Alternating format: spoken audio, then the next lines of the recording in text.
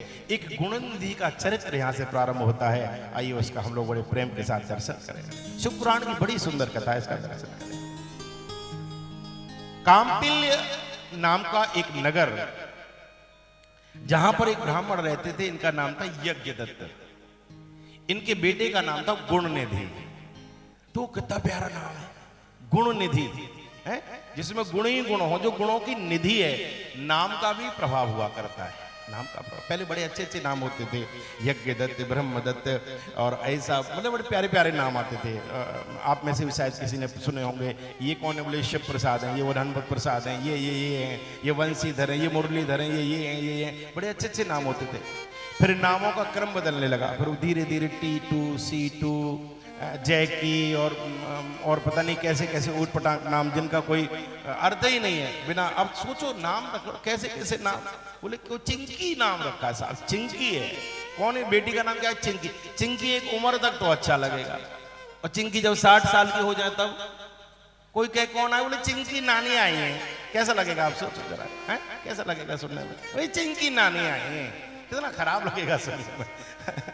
तो नाम भी अच्छा चाहिए था ना, तथा नाम अच्छा चाहिए। लेकिन हाँ, अब ये है कि वो एक जमाना था बीच में जो चिंकी पिंकी इस टाइप के नाम आए थे। कोई बुरा मत मान जाना अगर किसी का हो तो, वो तो तुमने थोड़े ना रखा, वो तो रखने वाले रख जाते हैं। नाम का बड़ा चक्कर। नाम से बात याद आ गई, यूं कहोगे महाराज जी नाम वाम की बात बड़ी ढंग से सुना देते हैं। एक भैया थे, उनका नाम था ठनठन पाल।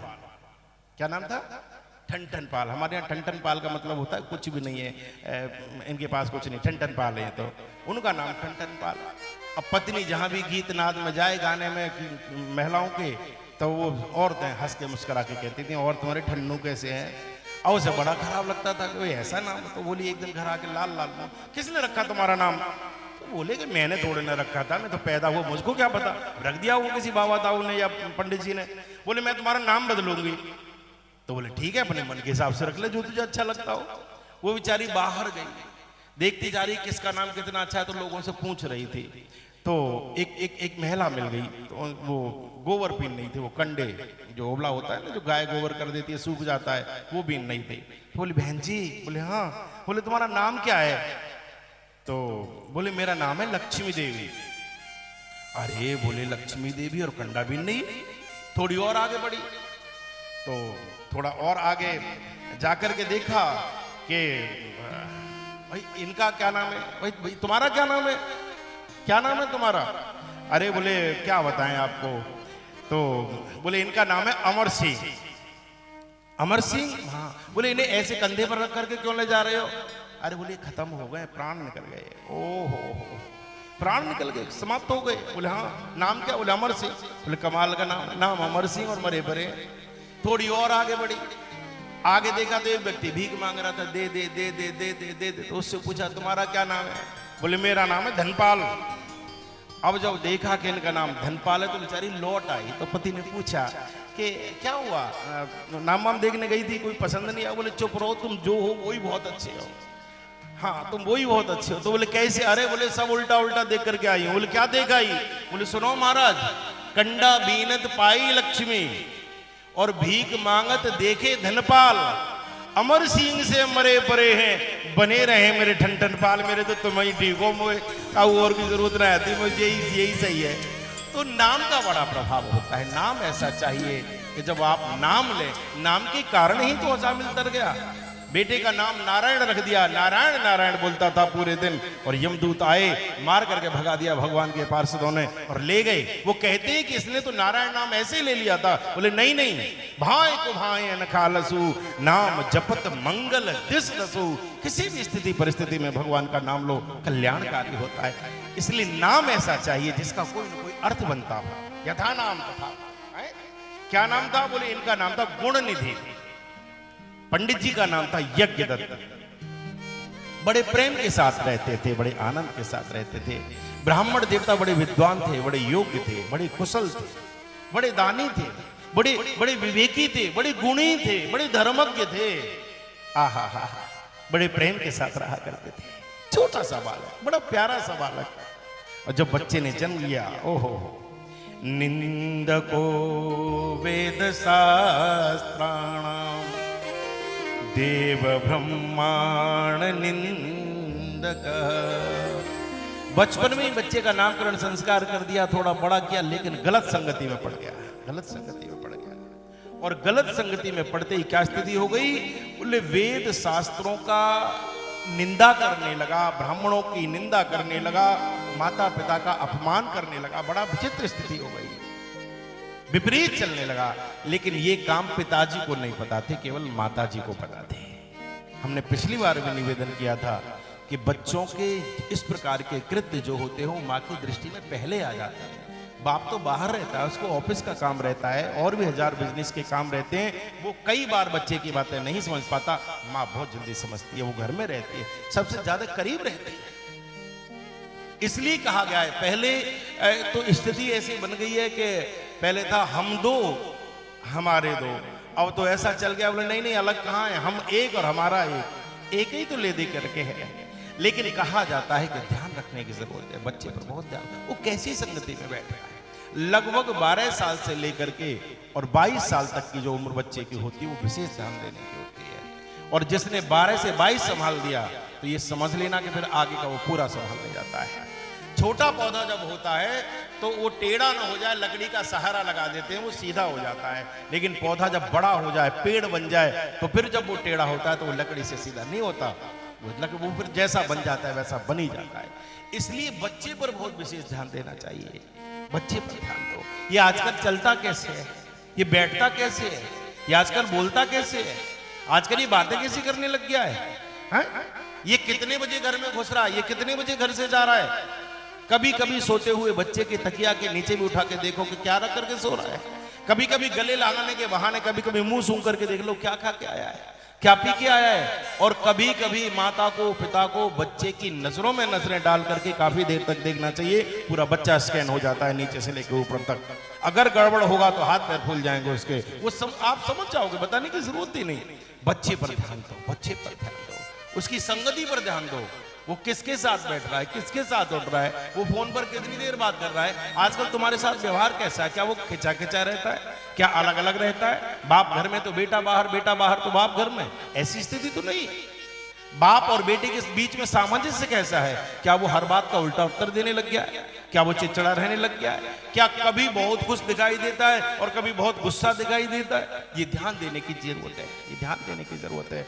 और बच्चे के साथ बिल्कुल एकदम मित्रवत व्यवहार रखो, जिससे वो अपने हृदय की हर बात आपसे कह पाए, हर बात आपसे कह पाए। कुछ न कुछ उससे बातें करते रहो, उसकी भावनाओं को समझो। और बच्चों का अगर आपने ध्यान रख लिया तो आपका बुढ़ापा संभल जाएगा, वरना पूरे बुढ़ापे का नाश हो जाया करता है। एक बार व्यसन अगर लग गया जीवन में तो समझ लेना चाहिए कि पूरा सब कुछ समाप्त हो जाता है, सब कुछ, पूरी बिल्डिंग नीचे आकर के गिर जाती है। इसलिए बच्चों पर विशेष विशेष गुणनिधि के साथ यही हुआ। पिता समय नहीं दे पाया और मां बच्चे की गलतियों पर पर्दा डालती रही। शादी भी कर दी, शादी भी हो गई। कुछ लोग कहते हैं शादी कर दो सुधर जाएगा। मैं ये नहीं कहता कि शादी करने से सुधर जाएगा या नहीं सुधरेगा, कोई सुधर भी जाते हैं, लेकिन मैं ये कहूंगा जो बिगड़ा हुआ होता है वो बिगड़ा हुआ ही रहता है।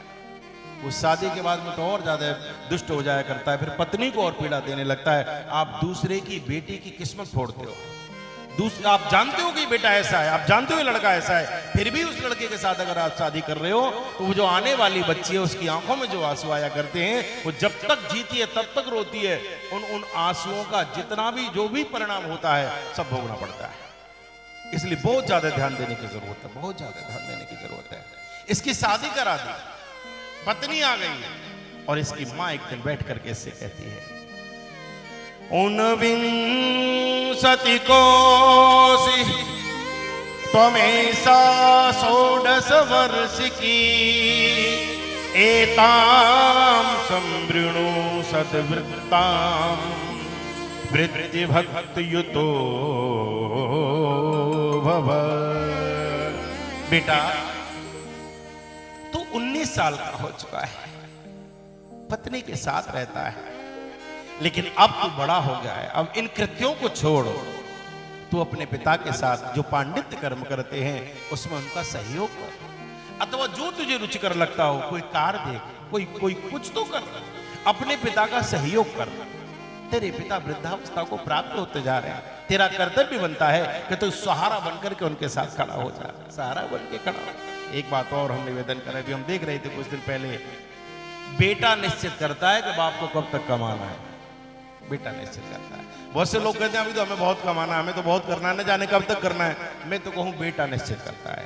जो संस्कारी बेटा होता है वो बाप से कहता है बाबूजी बहुत हो गया, आप बहुत कर लिया आपने, अब माला पकड़ी, अब आपको कुछ करने की जरूरत नहीं, कुछ करने की, आप तो बस भजन करिए, भजन करिए, बस कथा सुनिए बढ़िया करके, और कुछ करने की जरूरत नहीं है।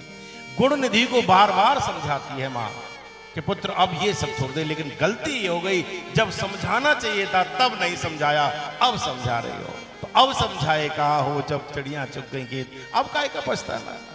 लेकिन नहीं समझता बच्चा, नहीं समझता, और धीरे धीरे व्यसनों में फंस गया, जुआ खेलने लगा, शराब पीने लगा, मदिरा का पान करने लगा, इधर उधर जाने लगा, बड़ी विचित्र स्थिति हो गई। और चोरी सीख गया, घर की बहुमूल्य वस्तुओं को ले जाकर के आधे बद्दे दामों में बेच देता था, उससे जो पैसा आता था उसके साथ बच्चों के साथ जाना, जुआ खेलना, मदिरा पान करना, इस प्रकार के कृत्यों में बच्चा फंस गया। एक दिन घटना घटित होती है, अंधस्य, आहा, एक बात और आपसे निवेदन कर रहे हैं, बेटे की और बाप की ये बड़ी अच्छी ये जो कथाएं हैं, ये एक दूसरे से जोड़ करके रखती हैं और संभालती हैं, बताती हैं। पिता और पुत्र का जो संबंध है वो बहुत बहुत विचित्र और बहुत ही आत्मिक संबंध है। जब कोई बाहर का व्यक्ति जब बाप से आगे आकर के ये कहता है साहब बेटा हो तो तुम्हारे जैसा हो, अन्यथा बेटा हो ही नहीं, क्या बढ़िया बालक है, बच्चा हो तो ऐसा हो, उस समय पिता का सीना एकदम फूल जाया करता है, गौरवान्वित हो जाता है, मस्तिष्क ऊंचा हो जाता है उसका, छाती चोड़ जाती है उसकी, रौब में आ जाता है, प्रसन्न हो जाता है, गदगद हो जाता है, खुद को गौरवान्वित किया मेरे पुत्र ने, बड़ी प्रसन्नता। एक बात और, हजारों लाखों रुपए से वो गौरव प्राप्त नहीं होता, जब बच्चे की इस तरह की क्रिया कोई आके कहता है तो बाप का मस्तिष्क ऊंचा हो जाता है। लेकिन जब कोई ये कहता है कि जैसा आपका है ऐसा भगवान किसी को न दे, पूरे गांव में तुम्हारे बच्चे ने तुम्हारी नाक कटवा रखी है, जहां देखो वहां पौआ पिए पड़ा रहता है, जहां देखो मदिरा के नशे में रहता है, साहब अब तो ये कहने में शर्म लगती है कि हम उस गांव के हैं, तुम्हारे बेटे की वजह से पूरे गांव की नाक कटती है। वो दिन बाप के लिए मरने के समान हो जाता है, वो दिन मरने के समान हो जाता है। उस दिन अकेले में आकर के बैठ करके रोता है, क्या इसी दिन के लिए भगवान को मैंने मनाया, क्या इसी दिन के लिए मैंने मन्नतें मांगी कि मेरे घर में भी कोई संतान जन्म ले ले, क्या इस दिन के लिए? वो दिन बाप के लिए मृत्यु के समान हुआ करता है। और बेटा जिस दिन आंखों में आंखें डाल के बाप को जवाब देता है, बोलता है, आहा, उसी दिन ये मान लेना चाहिए कि उसकी मृत्यु हो गई, बाप की मृत्यु हो गई, वो उसी दिन मर जाता है। फिर वो जीता है परिवार के लिए, कंधे पे अपनी लाश लिए जा रहे हैं हम, हैं? तो वो रहता तो है, लेकिन ये समझ लेना चाहिए कि जिस प्रकार कोई मरा हुआ व्यक्ति अपनी लाश को अपने कंधे पर लेकर के ढोए, उसकी वो जिंदगी हो जाया करती है। अरे पुत्र तो वो होता है जिसकी पलक कभी बाप के सामने उठे ही ना। आज्ञा का पालन करने वाला जो बेटा होता है वो बहुत ज्यादा अच्छा नहीं माना जाता। आज्ञा का पालन करने वाला बच्चा ज्यादा अच्छा नहीं होता, जो आज्ञा का पालन करे वो बेटा अच्छा नहीं माना जाता, क्योंकि आज्ञा का पालन तो सेवक भी करता है, आपका कर्मचारी भी करता है। बेटा आज्ञा का पालन करने वाला नहीं चाहिए, बोले बेटा इच्छा का पालन करने वाला चाहिए, जो बाप के मन को समझे, बाप की इच्छा को समझे, बूढ़े माता पिता की सेवा करे, उनमें खोया रहे, ध्यान रखे, ऐसा बेटा चाहिए। बेटे के ऊपर बहुत बड़ी जिम्मेदारियां हुआ करती हैं, बच्चा अच्छा चाहिए। लेकिन ये चोरी करने लग गया और धीरे धीरे घटना घटित होती है। पंडित जी एक दिन किसी सुनार की दुकान पर कुछ देखने के लिए गए, उसी समय उन्होंने क्या देखा, वहां जाकर के देखा कि जो पंडित जी के घर के बर्तन थे, जो घड़ी इत्यादि थी, जो अंगूठी थी, वो वही थी, उसने अंगूठी वही पहन रखी थी, वही जो पंडित जी को किसी राजा ने दी थी। जैसे ही पंडित जी गए हैं और जाकर के देखा, अरे राम राम, ये मेरी अंगूठी, एकदम आवेश आ गया और उस सुनार से कहा कि तुम जानते नहीं चोरी कितना बड़ा अपराध है, तुमने मेरी ही अंगूठी को चुरा करके अपनी उंगली में पहन करके रखा हुआ है, निश्चित आप दंड के भागी हैं, मैं राजा के यहां जाकर के आपकी शिकायत करूंगा, आपको दंड मिलेगा। और जब ऐसा कहा तो सुनार जो थे, दुकान वाले थे, वो मुस्कुरा गए, बोले पंडित जी राजा के बाद घर पे बाद में जाना, मेरे पास तो आपकी घड़ी भी है, मेरे पास तो आपके घर के बर्तन भी रखे हैं। लो देखो, ये बर्तन तुम्हारे घर का है, ये पीतल का कलश तुम्हारा है ना, ये थाली तुम्हारी है, ये कांसे के बर्तन तुम्हारे हैं, और ये घड़ी जो ताम्र की घड़ी है तुम्हारी है ना। और जब कहा कि ये सब तुम्हारा है, ओहो, उसी समय पंडित जी को अत्यधिक पीड़ा हुई। मेरा सामान तुम्हारे पास कहां से आया? उसने मुस्कुरा करके कहा, पंडित जी किसी ने चोरी नहीं की। बोले फिर? बोले तुम्हारा बेटा खुद चोर है, वही सामान घर से लाता है, यहाँ बेच बेच करके जाता है। पंडित जी को बड़ी लज्जा की अनुभूति हुई, सर झुक गया पंडित जी का, सर झुक गया, सर झुक गया। और जैसे सर झुका है, लौट करके घर आए हैं और आकर के पत्नी के पास खड़े हो गए। दीक्षितायने कुत्रास्ति दूर तो गुण निधि सुतः अतिष्ठन्तु किं तेन क्व सा मम शुभोर्मिका। अरे दीक्षितायन, अरे पंडितायन, हे मेरी धर्म पत्नी, तुझसे इस प्रकार की आशा नहीं थी। तूने ऐसा दुर्बुद्धि युक्त ये जो पुत्र है, इसको तू बिगाड़ती रही, इसके दोष मेरे सामने तूने आने नहीं दिए। आज इसके कारण लज्जा से मेरा सर झुक गया। मुझे लज्जा आती है ये कहते हुए कि तू मेरी पत्नी है और तेरे ऐसे संस्कार हैं कि बच्चा ऐसा, ये सर्वाधिक सन्निकट तेरे रहा साथ में, मैं तो निश्चिंत रहा कि मेरी पत्नी इसका ख्याल रख लिए। ये तेरी परवरिश है। आंखों में आंसू भर गए पंडित जी के, और पंडित जी से कहा, पंडिताइन ने कहा, हुआ क्या है, इतना क्रोध क्यों कर रहे हो? बोले क्रोध कर रहा हूं? बोले हाँ। तो चल बता, मेरी वो अंगूठी कहां है जो राजा ने मुझे दी थी? अच्छा, अंगूठी की? अरे आप भी ना इतनी छोटी सी चीज के पीछे नाराज है, लाओ मैं अभी ढूंढ के दे देती हूँ। कुछ बक्से इधर से उधर किए, कुछ कपड़े इधर से इधर निकाले। पंडित जी तो पहले ही दिखाए थे वहां रखी है कपड़ों को, फिर बोली पता नहीं कहाँ रख दिए, मैंने मिल नहीं रही है, लगता है मैं ही रख करके भूल गई हूँ। पंडित जी बोले अच्छा, अंगूठी नहीं मिल रही? बोले हाँ। बोले तो फिर एक बात और होता। बोले क्या? बोले सुन, गोदाक्षिणात्यम ततकाश्यम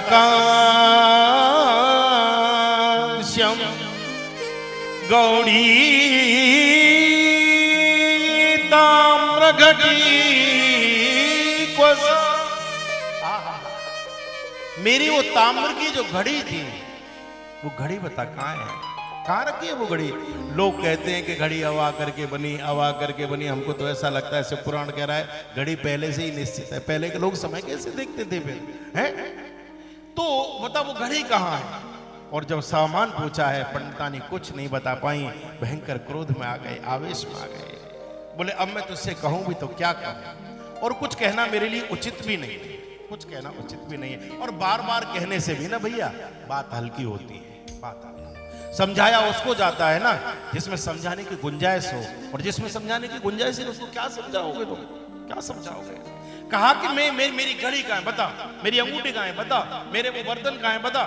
और जब बिल्कुल शांत हो गई, तब पंडित जी ने कहा, अरे पंडितायन, मैं सब समझ गया, ये घर अब घर योग नहीं बचा। घर तो गृहिणी से हुआ करता है, पत्नी से हुआ करता है, संतान से हुआ करता है। यहाँ पत्नी विमुख है, यहाँ संतान विमुख है, वहां रहने का कोई लाभ नहीं है। और उसी समय घर छोड़ करके चले गए, घर छोड़ करके चले गए। इन्होंने जाकर के दूसरा विवाह कर लिया, लेकिन इनका जो धन बचा हुआ था, देशांतरे यस्य धनम ससद्य सुख मेदते, दूसरी जगह चले गए और दूसरा विवाह कर लिया। लेकिन कितने दिन रखे हुए पैसे को खाते, कितने दिन परिवार चला लेते? रखा हुआ, कहावत है कि कुआं भरो धन और बाया आदमी बैठ के खाए ले। कितना पैसा जोड़ोगे, कितने दिन रख लोगे? वो सब खाया जाएगा यदि आप नहीं दूसरा लेकर के आते हो। बाप का रखा हुआ जितना भी धन था पूरा खा लिया, पी लिया, सब बर्बाद कर दिया, सब इधर पंडितानी का भी प्राणांत हो जाता है। ये नितांत अकेला रह गया, कहाँ जाऊं, किसके पास जाऊं? कोई पास बिठाने तक को तैयार नहीं। तेरे जैसे अधर्मी को पास नहीं, अरे बच्चों इससे दूर रहना, इसके साथ चलेगे तो इसी के जैसे बन जाओगे, चलो इधर, चलो इधर। उपेक्षा हो गई, उपेक्षा। सबसे कठिन जात अवमाना, अपमान होने लगा। नगर छोड़ दिया, कहाँ जाऊं, इधर उधर भटकने लगा, बीमार पड़ गया, बीमार पड़ गया। एक एक रोटी के लिए इधर से इधर घूमता फिरता है, एक एक रोटी के लिए इधर से इधर घूमता पड़ता है, कुछ नहीं मिलता, कुछ नहीं मिलता। और एक दिन घटना घटित हो जाती है। नाना विधान महादिव्यान स्वजनैः परिवारितः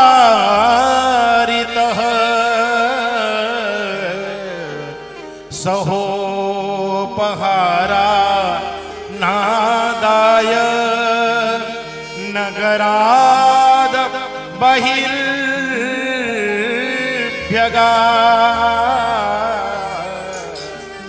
नगर से बाहर निकल गया और उस दिन संयोग से शिवरात्रि थी। बाहर एक शिव के मंदिर पर भगवान शिव की कथा चल रही थी। सब लोग जल चढ़ाने आ रहे थे। मंदिर के बाहर जाकर के बैठ गया, प्रतीक्षा करने लगा, प्रतीक्षा करने लगा, प्रतीक्षा करने लगा। भोलेनाथ से निराला कोई और नहीं, शंकर की शरण में पहुंच गया। द्वार पर बैठ गया, द्वार पर बैठ गया। देव मैं तो आपकी चौखट पर आ गया, चौखट पर आ गया, चौखट पर आ गया। बैठ गया दरवाजे पर जाकर के, प्रतीक्षा करने लगा, प्रतीक्षा करने लगा। जब सब लोग चले जाएंगे तब कोई फल, कोई केला, कोई मिष्ठान, कोई वस्तु मुझे खाने के लिए मिल जाएगी और उससे मेरा पेट भर जाएगा। मैं कई दिन का भूखा हूं, कई दिन का भूखा हूं। द्वार पर बैठा रहा, द्वार पर बैठा रहा, द्वार पर बैठा रहा। आहा, तेरी चौखट पे आना मेरा काम है, मेरी बिगड़ी बनाना तेरा काम। मैं तो तेरे तेरे दरवाजे पर आकर के बैठ गया हूं।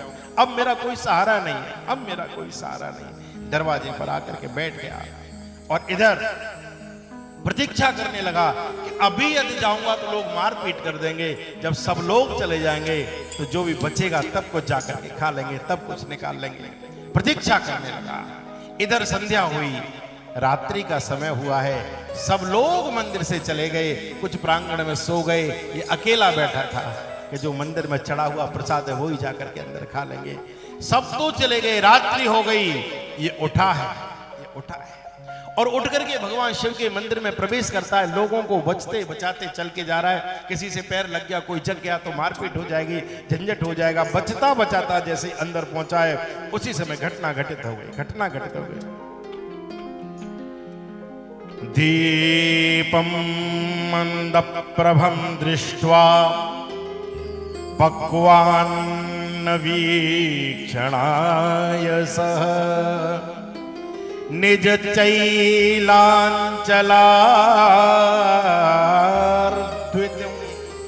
कृत्वा दीपं प्रकाश्य च। जैसे ही मंदिर में प्रवेश किया तो जो दीपक जल रहा था ना शंकर जी के पास, वो टिमटिमा रहा था, बिल्कुल बंद होने वाला था। बत्ती जल चुकी थी इसकी। इसने सोचा अगर ये दीपक बंद हो गया, बुझ गया तो प्रकाश नहीं रहेगा, और जब प्रकाश नहीं रहेगा तो मैं कोई चीज उठाऊंगा कैसे, खाऊंगा कैसे, अंधेरे में ढूंढूंगा कहां से। क्या किया, कंधे पर एक अंगोछा टंगा था, एक वस्त्र था, उसी को लिया, उसी में से ही फाड़ करके कपड़ा बत्ती बना ली, बत्ती बना ली और बत्ती बना करके घी में डुबो करके प्रकाशित कर दिया उस दीपक को, उसकी ज्योति को पुनः बढ़ा दिया। एकदम दीप जल गया, दीप जल गया, दीप जल गया।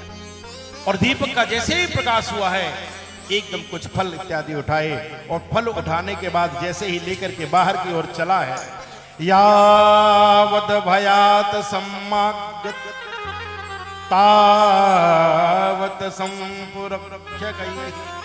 आहा, जैसे ही कुछ लेकर के चला है घबराहट में व्यक्ति की चाल बदल जाती है। भैया चोरी करो तो हृदय कांपने लगता है। छुपा करके फल लेकर के आया, पैर डगमगा गए, शरीर तो पहले से ही कमजोर था, किसी व्यक्ति में पैर लग गया। जैसे ही लोग जगह चीख पड़े, देखते अरे चोर चोर चोर, पकड़ो पकड़ो, मारो मारो। किसी ने ये भी नहीं पूछा क्या लिया है, क्या नहीं लिया है, कहां से आया है, क्या कर रहा है, बस चोर चोर कहा और सब के सब मारने के लिए लग गए। और इतना मारा, इतना मारा, इतना मारा कि मारे ही डाला, प्राणांत हो गया इसका। और जैसे ही इसका प्राणांत हुआ है उसी समय पर घटना घटित हो जाती है। यमदूत लेने के लिए आए हैं, इधर भगवान शिव के शिवगण आ गए, यमदूतों को मार करके भगा दिया, भागो यहां से। यमदूत कहते इसने जीवन भर पाप ही तो किया है और ये तुम क्या करते हो? बोले पाप तो किया है, लेकिन क्या तू जानता है इसने क्या किया है? बोले क्या किया है? बोले शिवरात्रि के दिन इसने भगवान शिव के मंदिर में दीप प्रज्वलित करके भगवान शिव को प्रकाश अर्पित कर दिया। अब इसके जीवन में अंधकार कैसे हो सकता है? ये तो भगवान शिव के धाम का वासी हो गया। ऐसी कृपालु शंकर जी, ऐसे दयालु भोलेनाथ, उनसे ज्यादा कृपालु, उनसे ज्यादा दया करने वाला कौन हो सकता है? आइए हम भी शंकर जी का 2 मिनट स्मरण करें।